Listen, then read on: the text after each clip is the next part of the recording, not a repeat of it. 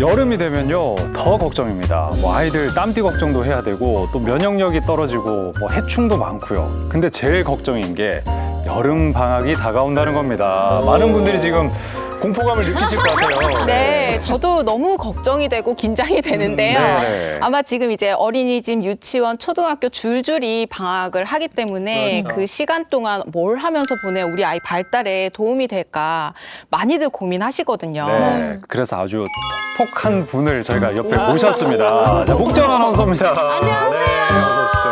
반갑습니다. 네, 이 후아육 속 감초 코너 육아톡톡에서 육아 정보 열심히 전해드리고 있는 목지원입니다. 안녕하세요. 네. 봄이 이모로 언젠가 나오시지 않을까 그렇지. 기다리고 그런 있었거든요. 기대가 있었잖아요. 그쵸? 그러면 오늘 잘하면 혹시 봄이 이모로도 한번 초대를 해주시나요? 아니요, 봄이는 오. 미리 예약이 이미 돼 있어요. 네. 네, 이미 예약이 돼 있고 오늘은 또 정재희 아나운서의 빈자리를 잘 메꿔주셔야 그럼요. 되는데 오늘 목지원 아나운서가 온 것도 사실 특별하지만요. 네. 또 정말 특별한 분이 오신다고 제가 소문을 들었거든요. 맞습니다. 대한민국 아이를 둔 부모님들이 가장 뵙고 싶어하는 분을 저희가 네. 진짜 어렵게 모셨습니다.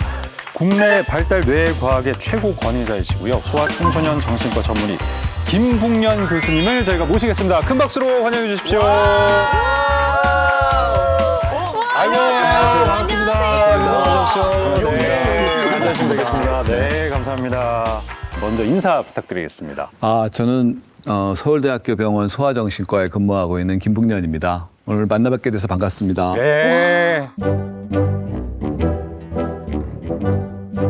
치료 후에 어떤 부위들이 변화됐는지를 표현한 그림입니다. 도와줘도 청소년처럼 이렇게 변화가 크지가 않아요. 굉장히 작은 변화밖에는 보여지지가 않는데 시청자 여러분들도 정말 좋아하시지만 특히 이분 이민주 소장님이 지금 뭐 함성을 질렀죠, 굉장히 제가. 흥분 네. 상태세요. 얼마나 기다리신 거예요? 저는 예. 너무 뵙고 싶었었던 분이고 예. 사실은 김북년 교수님은 의사 선생님들의 선생님, 진짜 교과서 같은 분이시기 때문에 네. 또 부모님들도 모르시는 분 없으실 거예요. 예. 네. 그래서 뭐 이번 회는 출연료를 안 받겠다. 그런 말씀 하셨다고 들었는데. 네. 이번 회차는 출연료 안 받아도 괜찮다라고 말씀을 드렸죠. 네. 근데 실제로 네. 김국영 교수님이 한국에 와서 약간 늘었던 이름들 중에 네. 가장 간결하고 아. 매력적이잖아요. 맞습니다. 네. 감사합니다. 오늘 강연에서는 어떤 주제로 저희에게 육아 정보를 좀 주실 예정이십니까? 네. 오늘 강의의 주제는 우리 아이들의 뇌발달 단계별 특징과 그 시기에 맞는 적절한 육아 핵심 육아법에 대한 말씀을 드리려고 합니다. 혹시 뇌발달. 교수님 오늘 주제를 특별히 뇌발달로 정하신 이유가 있으실까요? 그러게요. 네. 뇌 발달의 단계를 정확히 이해하면 그 단계에 어떤 도움을 주는 것이 가장 효과적이고 아이들의 발달에 직접적으로 긍정적인 영향을 미칠 수 있는지를 이제 우리가 좀 알고 있기 때문에 예. 지난 한 30년 동안의 그 뇌 발달에 대한 지식들을 저희들이 좀 통합을 해서 예. 육아에 적절하게 활용할 수 있도록 이렇게 노력을 해왔습니다. 아니 들으면 들을수록 기대가 되는 게 네. 사실 제가 4살, 7살 조카를 둔 조카 아, 바보거든요. 깜짝이야. 나는 뭐 다른 얘기하는 줄 알았어요. 깜짝 놀랐네. 예. 조카가 있거든요. 조카. 예, 예. 네. 그래가지고 오늘 이 수업을 한번 열심히 듣고 아, 네. 우리 조카들 떡소리 나게 키워보겠습니다. 네, 기대가 다들 됩니다. 필기하실 준비 되셨죠? 그러니까요. 네. 네. 자, 그러면 김북년 교수님과 함께하는 여름 후아육 특강 바로 시작하겠습니다.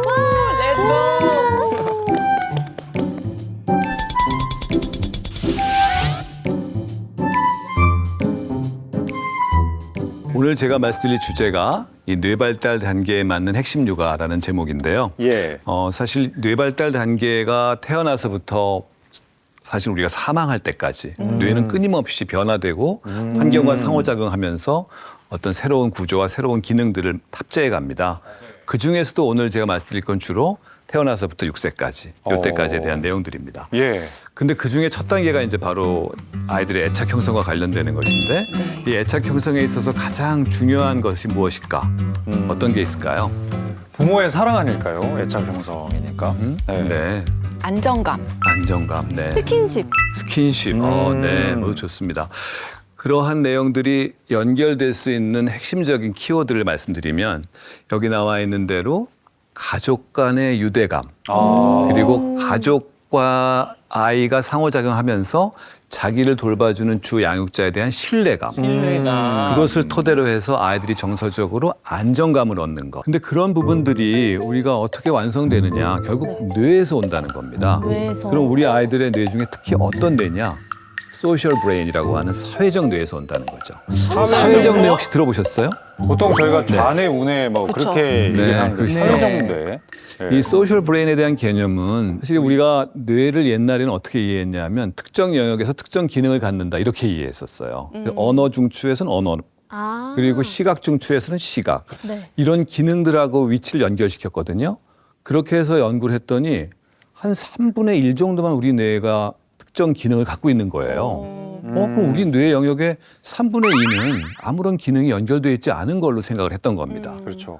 그랬는데 알고 봤더니 그 몰랐던 3분의 2가 사회적 기능과 관련된다는 거예요. 애착, 조절, 공감이라고 하는 사회적 뇌가 이 시기 때 완성되고 그게 바로 우리 인간 뇌에서 무려 3분의 2의 영역이 연관된다. 네. 그 영역을 표시한 게 이제 이 그림인데요. 예. 이 그림의 핵심을 보면 이 애착 조절 공감과 관련된 사회적 뇌가 얼마나 넓게 퍼져 있는지 알 수 있고 그래서 인간이 어떤 다른 동물에 비해서 위대한 영장류로서의 역할을 할 수 있는 것도 바로 이 사회적 뇌의 역할 때문이죠. 그래서 이 사회적 뇌를 이제 우리 아이들한테 어떻게 잘 길러주느냐 하는 것이 바로 정말 중요할 것 이 같아요. 핵심 예. 육아의 가장 기대된 내용이라고 볼 수 있겠습니다. 네.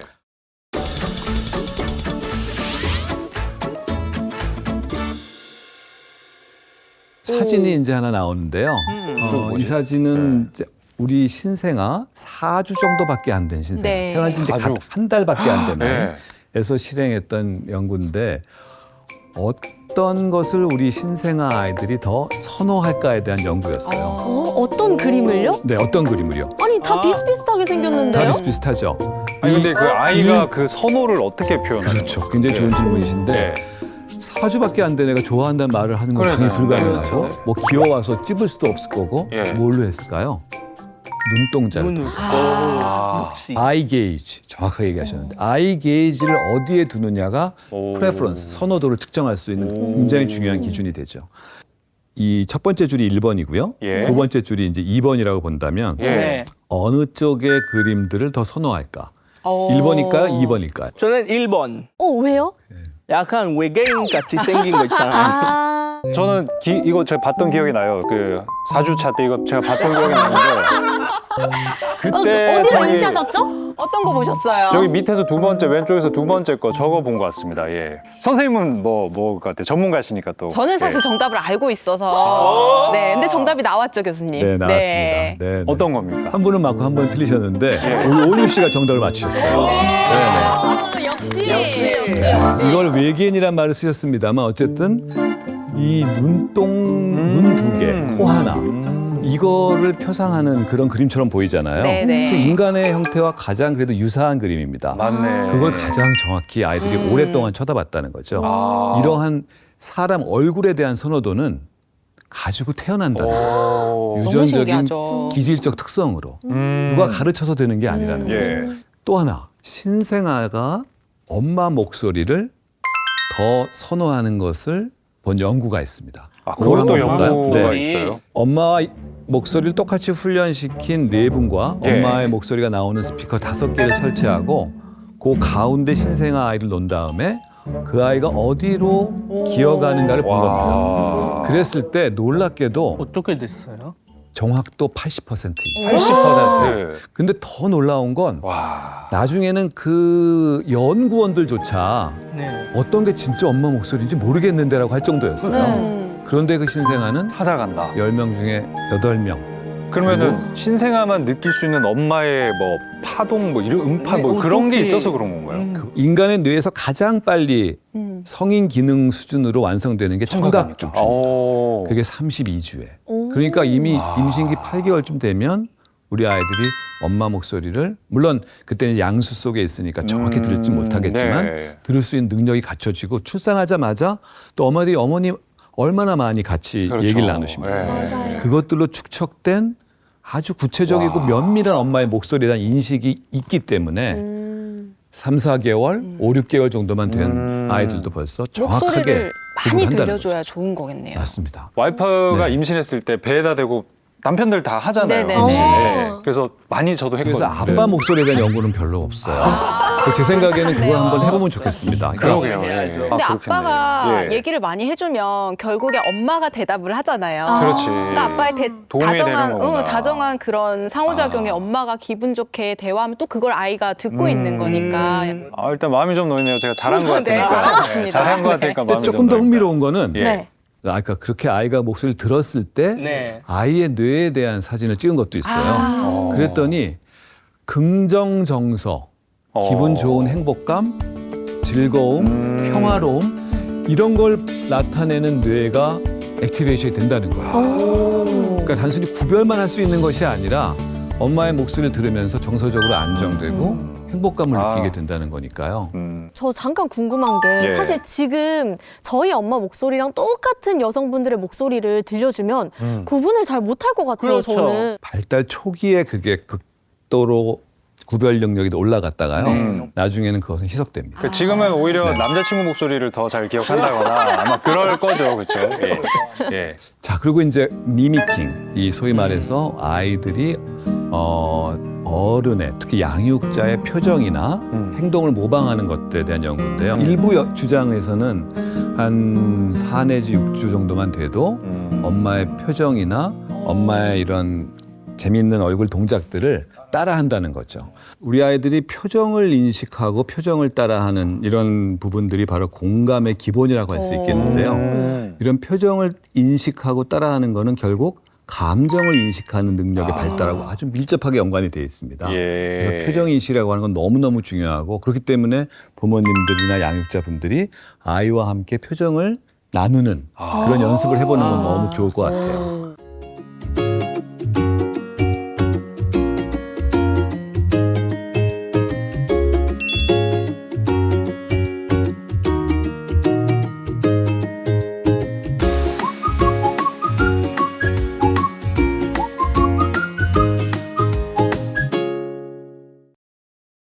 여기 네. 앞에 아이가 하나씩 있잖아요. 너무 네네. 예쁜 모형 아이가 있는데 예쁜 표정을 한번 지어보고 아이가 좋아할 만한 표정을 한번 지어보면 어떨까 제일 하는데 좋은 건 스마일입니다. 스마일. 웃어주는 네. 표정. 그럼 저는 얘를 제임스라고 이름을 짓고 싶어요. 우리 아유 귀여워. 제임스 잘 잤어? 그렇죠. 아유, 예쁘다. 제임스 오늘 기분 좋아 보인다 제임스. 제임스 너무 무서울 것 같아요. 제임스 오늘 아빠랑 재밌게 놀자 제임스. 네. 아이고. 제가 봤을 때는 따뜻함이 좀 부족하신 것 같아서 아까부터 자꾸 따뜻함이 부족하다는데 뭐가 여름인데. 그렇게 부족했는지 일단 한번 해보시죠 본인. 따뜻함을 한번 네, 담아서 좋은 말씀입니다. 썸머야 제임스보다 행복하지. 이 비교는 별로 안 좋은 것 같아요. 네. 우리 아이를 그냥 그대로 존중해 주셔야지 제임스를 강요를. 비교하는 거는 네. 네네. 아직 완전 얘가 좋아. 알아듣지 못하겠습니다만 그러니까. 엄마의 마음속에서 그런 비교 마음은 조금 줄이시면 더 좋을 것 같습니다. 엘사야 배고팠어 그랬어 기분 좋았어 바로 이거죠. 그쵸? 감정을 읽어주셨잖아요. 아 역시. 배고팠어. 그러니까 아이가 뭔가 치권을 뗄 때는 그렇게. 그리고 기분 좋았어. 또 먹고 나니까 기분 좋아졌잖아요. 감정을 읽어주는 말과 함께 표정과 아이의 표정에 맞는 적절한 반응들. 아주 정확하셨습니다. 어떻게 종합 평가를 봤을 때 누가 제일 네, 잘했는지. 우리 네. 굉장히 어려운데요. 네, 그러면 제가 누가 봤을 제일 때는 못했는지. 못했는지 하는 건 좀 그렇고요. 아, 네. 사실 다 잘하셨어요. 네. 근데 정말 잘하신 거는 우리 소장님이십니다. 아, 역시 정말 99점 드리고 좋습니다. 싶어요. 아이의 심리 상태를 읽어내는 점에서 그렇죠. 높은 그치. 점수를 받으신 감정을 거죠. 인식하고 감정을 개념화해서 말로 해주고 그걸 또 적절하게 주고받고 완벽하셨습니다. 네. 좋습니다.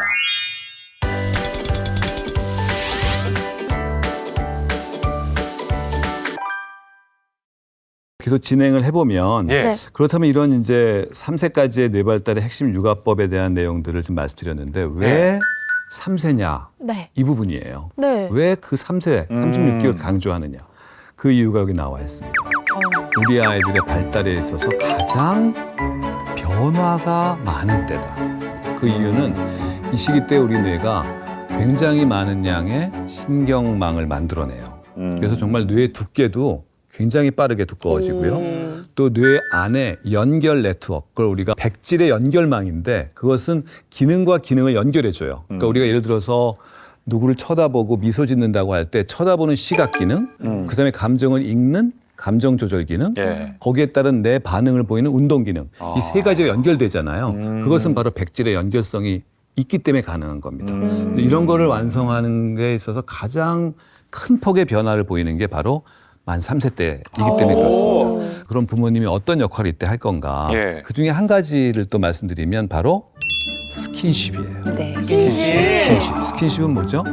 아이의 부드럽게 예. 안아주고 따뜻하게 품어주고 맞아요. 또 재밌는 자극들, 감각적인 자극들, 간지럼도 태우고 막 약간 들었다 놨다 하는 재밌는 자극들, 공감감과 예. 이런 것들을 길러주는 거잖아요. 이 스킨십이 핵심적인 또 역할을 합니다. 그 이유가 우리 뇌는 피부에서 기인한다는 거예요. 잠깐만요. 네네. 잠깐만요, 왜 이렇게 교수님. 흥분했어요? 왜 이렇게? 아니, 예. 뇌가 피부랑 연결되어 있다고요? 예. 뇌가 뇌고 피부는 피부지.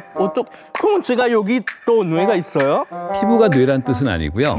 우리 뇌에 적절한 자극을 전달하는 그 과정과 그 양 자체가 뇌 발달에 중요한 자극제가 된다는 것입니다. 특히 어릴 때. 더 타이트하게 연결돼 있거든요. 네, 네. 스킨십이 우리가 생각하는 것보다도 더 중요하죠. 맞아요. 그래서 제가 교수님 아기 성장에 도움이 되는 마사지를 알고 있는데 좀 알려드려도 괜찮을까요? 너무 좋죠. 네네네. 전문가의 말씀 들어보십시오. 알겠습니다. 네. 예. 아이를 편안하게 눕혀놓은 상태에서 몸통에다가 이제 하트 모양으로 안쪽에서 바깥쪽으로 부드럽게 마사지를 해줄 거예요. 이렇게 엄지손가락으로 이렇게 손가락 3개를 가볍게 쥐고 배 위에다가 이렇게 동그랗게 원을 그리듯이 해주면 사실 소화도 도움이 되고 해주고. 가스 차는 것도 예방이 되거든요. 그래서 이렇게 해주시고 성장통에 오면 또 잠자기 힘들어하고 많이 그쵸, 울거든요. 예. 뒤쪽에 오금 부분도 부드럽게 이렇게 오. 다리 들어서 해주면 좋아하고. 근데 사실 이게 목욕하고 어차피 아이들 로션 발라줘야 맞아요. 되거든요. 예. 그 시간에 활용하면 돼요. 억지로 시간 내면 아이들도 놀아야 되기 때문에 짜증나요. 아, 누워보라 오케이. 그러면. 근데 알겠습니다. 그러지 마시고 자기 전에 부드럽게 마사지를 해주면 수면에도 훨씬 도움이 될 수 있습니다. 자, 배웠으니까 네. 자, 온유도 한번 해봐요. 네, 예. 우리 한번 해볼까요? 오케이. 자, 온유 아빠. 핫. 네. 어이구. 지금 너무 돌리는 거 아니에요? 네. 아기 팔이 빠지는 거 아닐까요? 우리나라에서 똑같은 거 있어요. 오, 왜? 네, 궁금해요. 똑같이. 근데 우리는 보디로션 쓰지 않고 네. 바셀린으로 바셀린. 오. 써서 이렇게 손에다가 바르고 마사지. 근데 진짜로 손 이렇게 뚫려. 이렇게 제가 유연하게. 봐도 아이고 아프지 않아요? 근데 엄마들이 아직 아기가 작아서 사실 괜찮다. 뼈가 아직 그렇게 세지 않고. 근데 저는 이 네. 육아 경험자 차재원 아나운서의 이 다르죠. 마사지법이 한번 좀 궁금한데 오. 다르죠. 한번 보여주시죠. 네, 저는 일단 우리 엘리트. 아까 피부 접촉이 중요하다고 그렇죠. 하셨으니까 함께 이루어집니다. 일단 모자를 벗길게요. 네. 모자를 벗기고 일단 선생님 말씀하신 대로 배를 이렇게 하트 모양으로 하트 안에서 모양으로 바깥으로. 이렇게 해주고 소화 잘 되게 세 손가락으로 배 쪽에 살살 문지러주고 예. 머리가 좋아지게 이렇게 예, 관자놀이도 지금 마사지 해주고 예. 코 오똑해지라고 코도 이렇게 좀 세워주고 어릴 때는 여기까지 가는 게 맞나요? 신생아 때나 어릴 때는 아직 이 소위 말해서 뇌의 그 뼈가 예. 그 완전히 붙어 있지 않은 세게 약간 하지 마. 말랑말랑한 세게 하면 안 구조고, 되죠. 예. 네 맞습니다. 맞습니다. 중간 중간에 비어 있는 공간도 있기 때문에 네. 아주 부드럽게 하시는 게 중요합니다. 맞습니다. 네. 아니 이 정도면 아이를 새로 빚어내는 거 아닌가요? 그만큼 부모의 노력이 부드럽게 중요하다는 하신다는 거죠. 측면에서는 적절한 자극이 될 수 있을 것 같아요.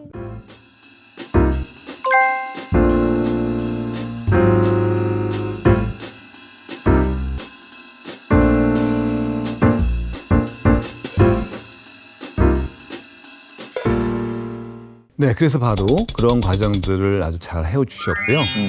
결국 안정된 애착을 형성하는 데 있어서 핵심은 어떤 건가를 다시 정리를 해드리면 첫 번째는 처음 12개월이 참 중요합니다. 네. 그때까지는 아이들은 완전히 부모한테 의존하고 양육자한테 의존하는 때이기 때문에 아이가 갖게 되는 여러 가지 식욕, 또 배설 욕구, 또 수면 시에 좀 불편해하는 느낌 이런 것들을 충분히 바로바로 그리고 즉각적으로 일관되게 그리고 두 양육자가 다른 태도가 아닌 함께하는 그런 태도를 취하는 게 굉장히 중요하고요. 네. 두 번째는 지금 방금 하셨던 스킨십을 포함한 신체 접촉놀이 같은 걸 많이 해서 뇌 발달에 대한 자극을 충분히 주는 건 너무 중요하고요. 네. 세 번째가 전 굉장히 중요하다고 생각해요. 이땐 처음 아이를 낳으시고 처음 아이를 키우시는 경우가 많으시잖아요. 네. 양육자분들의 자신감입니다. 아. 너무 불안해하시 하는 경우가 참 많은 것 같아요. 네. 오죽하면 네이버 육아란 말이 나올 정도로 너무 검색을 많이 하시는 거예요. 근데 그 검색은 너무너무 아이들마다 다양한 편차가 있거든요. 아이의 기질, 아이의 발달 정도, 아이가 갖고 있는 여러 가지 경향성에 따라 다르기 때문에 아이를 오래 관찰하신 부모님들이 저는 최고라고 생각합니다. 네.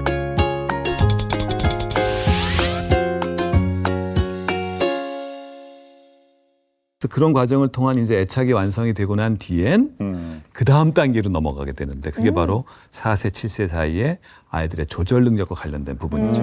조절 능력. 어떻게 보면 이때부터 이제 아이들이 조금 독립성도 갖게 되고요. 반항심도 올라오고요. 고집도 생기고. 그렇죠. 네. 고집이 생기고요. 세상을 탐색하는 데 대한 욕구가 굉장히 강해지기 때문에 신체 활동량이 엄청나게 늘어납니다. 이 시기에 중요한 과제는 바로 자기 조절 능력. 적절한 통제를 내재화한다. 욕구를 즉각 충족시키는 것을 좀 지연시키고 기다릴 줄 안다. 이 초기 만 4세, 5세 이때 가장 중요한 발달 과제가 되겠고요. 조금 더 나이가 들어서 이제 6세, 7세가 되면 네. 그때는 이제 학교를 준비하는 때잖아요. 네네. 유치원을 다니고 이 시기 때는 주로 사회적 관계, 특히 또래들과의 관계에 대한 중요한 능력들이 만들어지는 거죠. 바로 또래 관계의 확립, 사회 기술 익히는 거. 그리고 이제 학교 입학을 준비하는데 중요한 게 뭔가요? 생활 루틴을 만드는 거예요. 그러니까 아침에 일어났을 때 간단하게 자리를 좀 이렇게 엄마를 도와서 갤 수 네. 있다든지 잠자기 전에 이빨을 닦고 잔다든지 가방을 챙겨본다든지 준비물을 준비해 본다든지 네. 이런 일련의 과정들을 통해서 아침, 점심, 저녁 생활의 루틴, 규칙들을 배울 수 있는 이것이 이제 완성되면 진정한 자기 조절과 자기 주도성을 갖게 되는 기초가 완성된다고 볼 수가 있죠. 그래서 그러한 발달 과정을 거쳐서 우리 아이들이 변화되는 과정들이 바로 이 시기인데요. 네. 아까 강조한 대로 이 시기의 가장 중요한 특성은 신체 활동의 증가거든요. 네. 그런데 신체 활동의 증가가 그냥 나타나는 것이 아니라 우리 뇌에서 명령을 내리는 겁니다. 우리 뇌에서 가장 많이 발달하는 부위가 바로 감각 영역, 예. 감각 조절 영역, 운동 영역, 네. 운동 조절 영역이에요. 네. 감각 운동과 관련된 뇌 발달이 가장 활발하게 나타나기 때문에 우리 뇌에서 그러한 자극을 스스로 주게끔 우리에게 명령을 내리게 되는 겁니다. 어떤 그래서 명령을 내리나요? 움직여라. 계속 움직여. 활동해.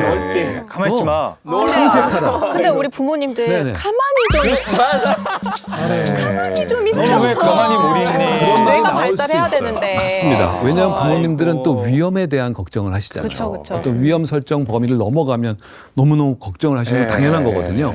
그래서 제안을 하시는 건 좋아요. 적절한 한계 설정이라고 하는데 그건 좋습니다만 한계 안에서는 좀 자유롭게 놀 수 있는 시간과 공간을 주시는 게 중요합니다. 그래서 그 과정 속에서 아이들이 신체 활동을 많이 하게 되면 대뇌 피질의 발달이 엄청나게 속도가 붙어요. 대뇌 피질이 바로 우리 신경 세포가 사는 공간이거든요. 예. 신경 세포의 활성화도 좋아지고요.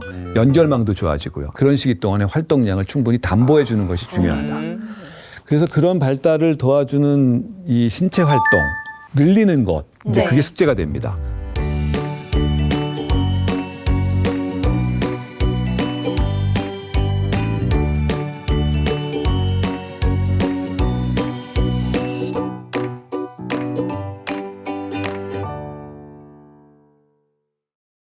뭐 어릴 때부터 인라인 스케이트를 네, 운동을 배운다던가 뭐 배운다든지. 수영을 한다거나 뭐 이렇게 종류는 상관이 없는 건가요?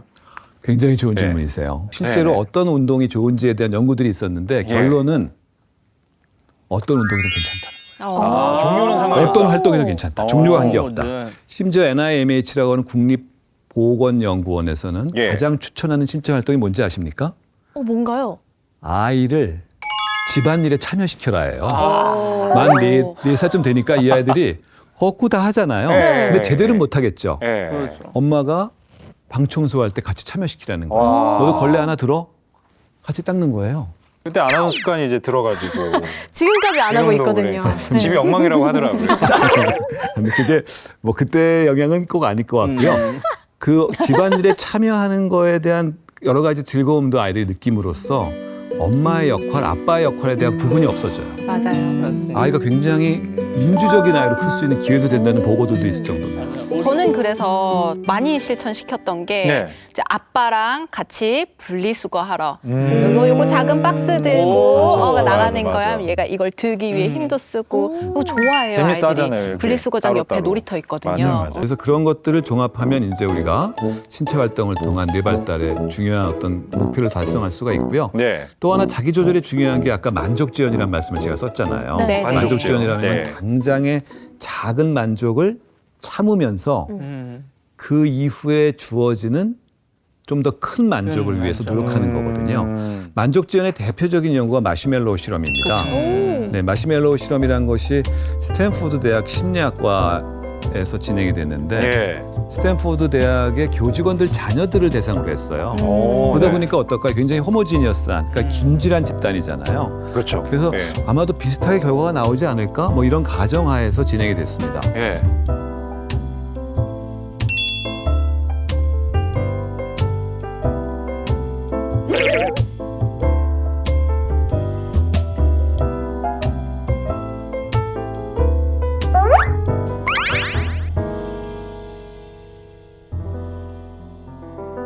결과적으로 어떻게 됐느냐? 3분의 1만 성공합니다. 아. 어렵죠. 네, 쉽지 아이 않거든요. 그 200명하고 먹은 400명을 이제 구분할 수 있게 됐잖아요. 예. 놀라운 건 그 다음에 시작됩니다. 이 스탠포드 심리학과 교수들이 그래서 15년, 25년, 35년까지 팔로우업을 합니다. 아. 지독하죠. 거의 스토커 수준이에요. 그렇게 해서 봤더니 15년 뒤에 어떤 일이 일어나느냐. SAT 점수, 우리나라로 따지면 대학 입시입니다. 수능 시험. 점수가 편차가 무려 2 스탠다드 데비에이션 높게 나타났어요. 이야. 그리고 25년 뒤에 결혼 생활의 만족도가 높아져요. 아. 결혼 생활의 만족도하고 마시멜로우 욕구 지연이 무슨 상관이 있지? 상관이 있죠. 결혼 생활이라는 건 어떻습니까? 네. 참는 거 연습이 마시멜로랑은 비교가 안 되죠. 네. 참아야 무슨 하는 게 마시멜로입니까? 중요하잖아요. 네. 어떤 면에서 정말 참는 능력. 아. 네, 그래서 저희 후아육에서도 이 마시멜로 실험을 직접 한번 해봤다고 합니다. 저희가 영상으로 준비를 했는데요. 함께 보시죠. 이야.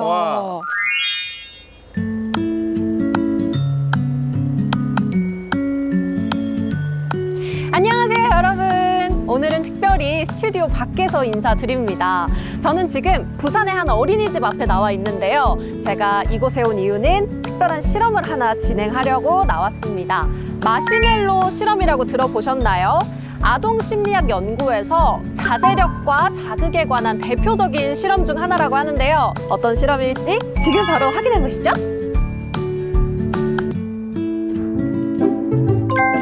안녕하세요. 여기 앉으세요. 안녕하세요. 안녕하세요. 여기 앉으면 돼요.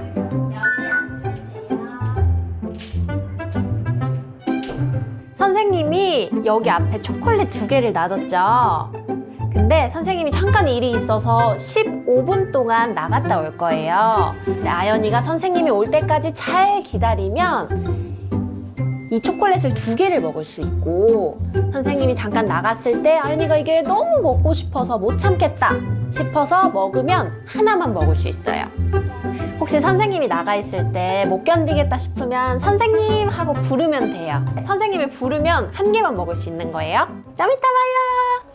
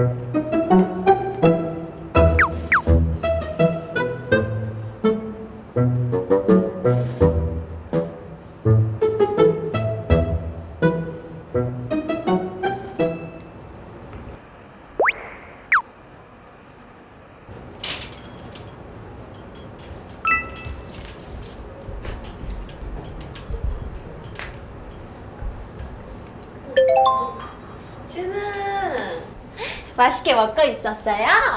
맛있어? 먹고 싶었어. 그래요. 잘했어요.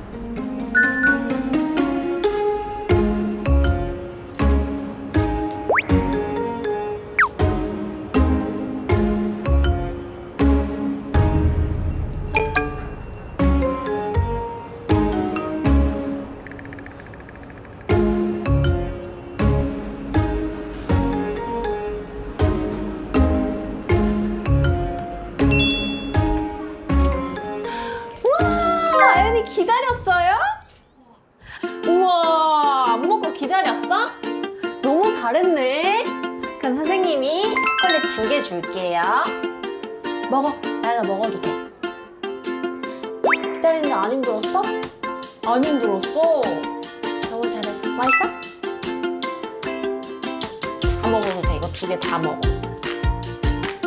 기분이 어때? 그렇지. 맛있지? 기다렸어요. 궁금한데 왜 15분까지 기다렸어요? 이게 어땠어요? 2개 먹으니까 어때요? 기분이 어때요?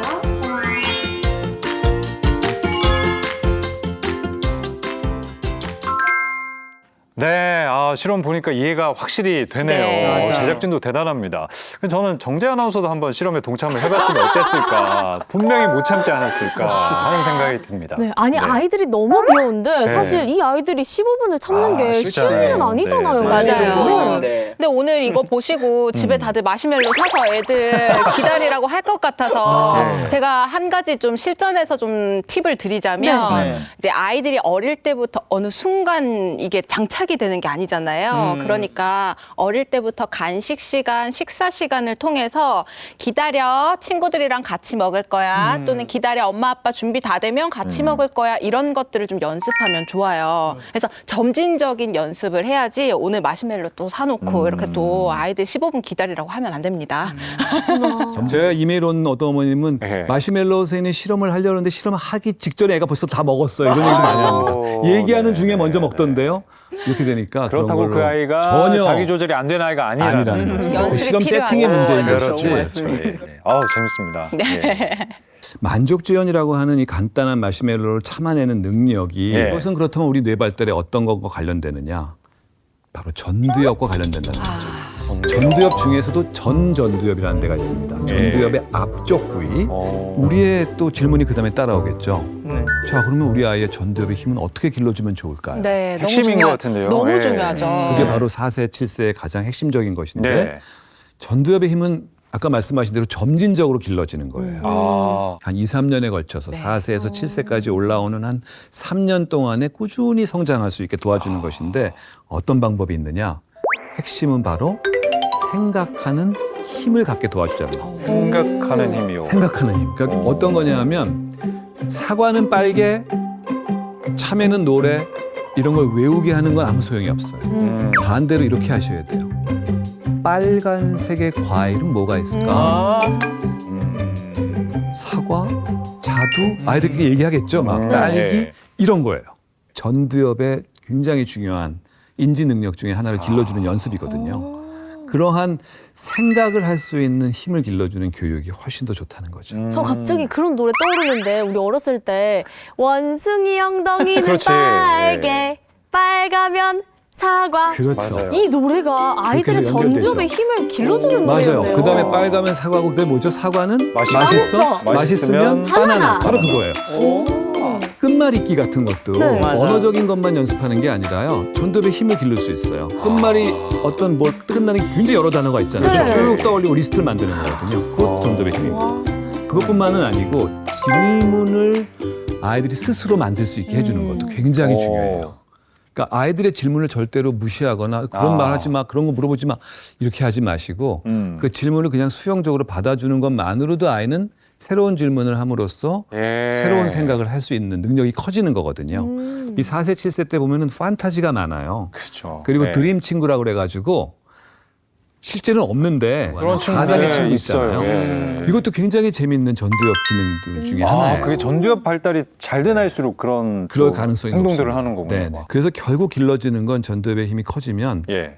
이제는 마시멜로우가 없이도 내가 뭘 해야 되는 건 하는, 그리고 규칙은 지키는, 그리고 내가 원하는 것이 있을 땐 또 긴 안목으로 지금 당장에 힘든 걸 참아내는, 바로 그것이 전두엽의 힘과 관련된다.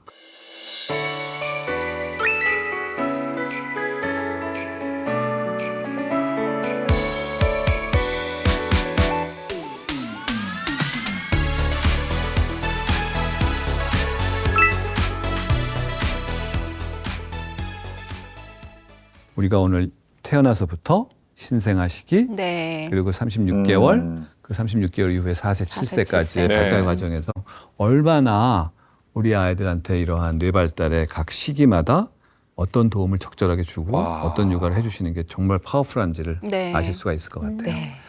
오늘 제 강의는 여기서 마치고요. 마지막으로 제가 옛날에 유퀴즈에서 했던 얘기인데 너무 좋죠. 우리 아이를 어떻게 이해하실 건가 하는 것인데 이 말씀 한번 다시 드리고 싶어요. 우리 아이는 우리 부부를 선택해서 온 귀한 손님이다. 네, 그를 귀한 존중하라. 손님. 그래서 거기 아이를 이제 존중하시라. 고대 자문이라 하지 말고 그냥 김북년이라고 쓰셔도 네. 될 것 같아요. 그렇습니다. 네. 고대 자문이 맞습니다. 제가 얘기한 건 아니고 예. 제가 좀 추가한 거는 예. 그러니까 손님이니까 왔을 때 그 아이가 좋아하는 거를 그 아이 스스로가 좋아하는 걸 많이 할 수 있게 해주고 예. 또 그 아이가 힘들 때 그 어려워하는 부분을 좀 도와주고 아. 그리고 그 아이가 이제 나이가 들어서 청소년기 이후에 떠나려고 할 때는 또 후를 떠나보낼 수 있는 그런 부모로서의 마음을 가지시면 좋겠다 이런 말씀을 드립니다. 걱정도 많이 좀 해소가 되셨을 네. 것 같아요. 네. 네, 네, 명강의 오늘 예, 감사합니다. 감사합니다. 예, 큰 박수 부탁드리겠습니다. 네. 감사합니다.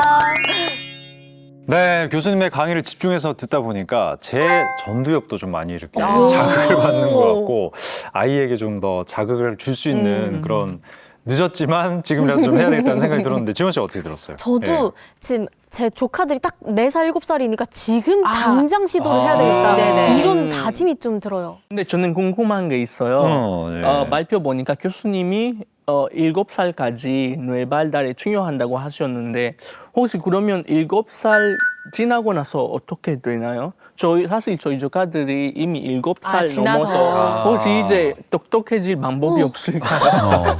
아니요, 그렇지 않습니다. 예.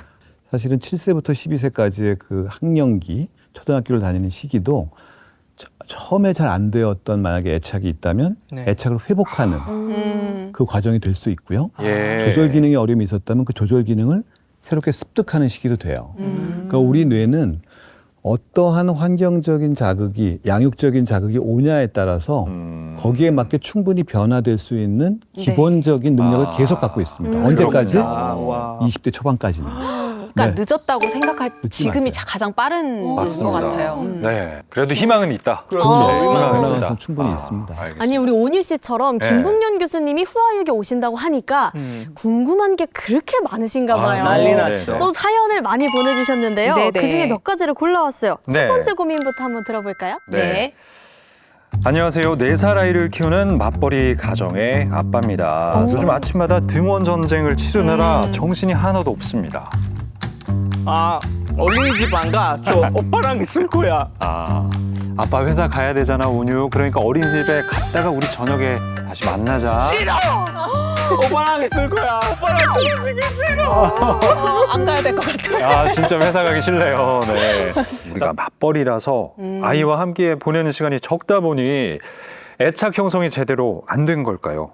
아빠 껌딱지가 돼서 울며 불며 매달리는 아이를 볼 때마다 마음이 아프고 이러다 아이의 발달에 또 안 좋은 영향을 미치는 게 아닐까 걱정이 됩니다. 우리 아이 괜찮은 걸까요? 라는 사연 주셨습니다. 너무 공감되는 사연입니다. 그런 경우 꽤 많으실 거예요. 네, 네. 제가 볼 땐 이 아이 같은 경우에는 기질적인 영향도 약간 있을 것 같아요. 그렇죠. 네, 예. 그러니까 조금 불안이 있는 아이, 네. 조금 떨어지기 힘들어하는 아이들이 있기 때문에 그런 아이들을 위해서 사실 준비를 해야 됩니다. 근데 그럴 때 아버님 혼자 준비하지 마시고요. 네. 선생님하고 상의하시고 맞아요. 준비하시면 정말 좋아요. 오. 네. 맞아요. 선생님이 이 아이가 그렇게 떨어지기 힘들어하는 약간 불안이 높고 또 엄마에 대한 애착이나 이런 밀착도가 높은 아이구나 하는 걸 네. 아시면은 선생님한테 부탁을 하시면 선생님들이 네. 도와줄 수 있거든요. 맞아요. 이 아이가 좋아하는 것들을 교실에다가 배치해 둘 수도 있고 오, 네네네네. 근데 여러 가지 상황들을 만들어서 조금 더 즐겁게 적응을 잘 할 수 있게 도와주기도 하거든요. 네. 그리고 애착을 고민을 또 많이 하셨는데 이런 부분도 있어요. 사실 아이들이 유쾌하게 엄마 아빠랑 떨어지고 싶은 아이는 없거든요. 근데 애착이 걱정이 그렇지. 돼서 네. 못 가고 계속 붙잡고 있는 경우가 있어요. 요 순간을 너무 질질질 끄는 것보다는 아. 엄마 10번 셀 때까지 안아줄게. 이리 와봐. 하나, 둘, 셋, 넷 이렇게 수를 세워줘요. 그러면 이게 카운트다운 이렇게 압박을 하는 게 아니라 네. 그 시간 동안에 아이도 마음을 조금 다스리는 거예요. 네. 자, 그럼 다음 사연 또 만나보겠습니다. 네. 저는 5살 아이를 키우는 엄마입니다. 아니 그런데 얼마 전부터 아이가 스마트폰을 달라고 떼를 쓰기 시작하면서 네. 저희 부부 하루가 멀다 하고 싸우고 있습니다. 여보, 아니 기껏 외식하러 나왔는데 애기한테 휴대폰 그렇게 주면 어떡해? 아, 그래도 식당 안에서 이렇게 막 뛰어다니는 것보다 앉아서 폰 보는 게 낫지 않아? 다른 집 애들도 다 그렇게 하고 있는데. 아니 그럼 식당 올 때마다 애들한테 스마트폰 줄 거야? 그거 애들 뇌발달에도 안 좋대잖아. 아, 그래도 중독 안 되게 적당히 해야지. 필요할 때 그때그때만 잘 쓰면 되지 않겠어? 아, 왜 이렇게 까칠해? 부부싸움 하시면 안 됩니다, 여기서. 네, 이 스마트폰 없이 생활하는 거 너무 힘들고 또 좋은 교육용 영상 활용할 수 있다는 건 저도 압니다. 하지만 이 스마트폰이 아이 뇌발달에 방해가 될까 봐 걱정인데요. 이 스마트폰 뇌발달에 도움이 되도록 쓸 수 있는 방법은 없을까요? 와, 이거 진짜 교수님. 아, 이 시대 부모들의 가장 큰 숙제 아니겠습니까? 전 국민의 고민. 이게 분명히 애 발달에 좀 도움이 되는 부분도 분명히 없지 않아 있죠. 있는 것 같거든요. 네. 이거 어떻게 해야 될까요, 이거? 사실은 네. 스마트폰은 양날의 검 같은 거죠. 여기서는 지금 식당을 가는 데서 이걸 활용하시는 것 같아요. 네. 그러니까 이런 활용들이 많으시거든요. 예, 뭐 식당에 가시거나 또는 병원 대기할 때. 저희 맞아요. 이래 예. 오시면 너무 느끼실 거예요. 모든 아이가 스마트폰 들고 있어요. 맞아요. 왜냐하면 예. 병원 대기라는 건 굉장히 불안한 상황이거든요. 그러면 다 보게 하라고 합니다. 어, 아이가 네. 좋아하는 영상 꼭 갖고 와서 보게 하시고 네. 그걸 전 추천하는 편이거든요. 근데 문제는 그걸 집에서 어떻게 쓰느냐라고 저는 생각합니다. 이 5살 정도 아이라면 예. 집에 돌아갔을 때 사실 집에서 저는 제일 쓰지 말아야 될 때를 먼저 말씀드리고 싶어요. 네. 수면 전이에요.